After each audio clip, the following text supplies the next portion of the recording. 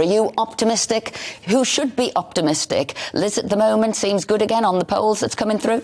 Well, yes, the polls seem to be relatively consistent now. We saw a survey from Conservative Home, the website yesterday, of their readers, which is usually fairly accurate in these senses, and that's echoing what YouGov has been saying, and that's a substantial lead for Liz Truss. Now, she might feel optimistic about winning the premiership. However, whoever wins the premiership can't feel that optimistic about the economy they are inheriting. Of course, these numbers that we're hearing today, the 13% inflation expectations, 5 consecutive quarters of recession in this country.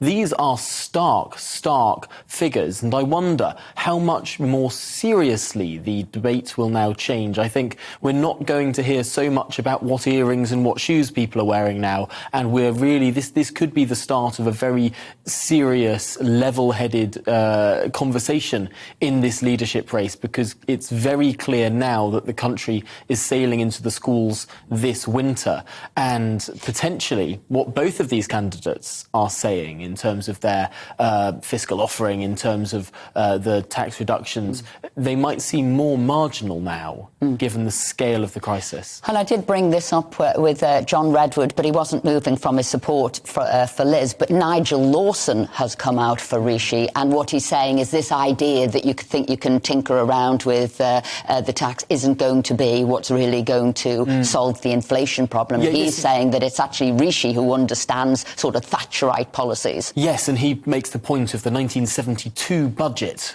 Conservative Chancellor at the time was received as a very popular budget. It had a lot of giveaways in it, but actually that spurred forward inflation, ushered in a Labour government in 1974 and all of the crises that then beset the United Kingdom. To some extent, there are some parallels you can draw there, but there are also some big differences, not least the fact that there's an independent Bank of England now. So the fact that the government isn't in charge of interest rate policy, and that can offset a looser fiscal policy, as we're seeing today, a tighter monetary policy, could well be the brake to that sort of inflation. And then there's the other issue in terms of a tax cut is different from government department spending rises. To some extent, you get natural fiscal consolidation when you have inflation. If you don't increase the spend of all of these departments have to spend more to deliver the same amount of services, and to some extent that's almost like it's a spending reduction. So you get that sort of sense of fiscal consolidation by just sitting on your hands. So I think there are some differences between the 1972 example and the 2022 example,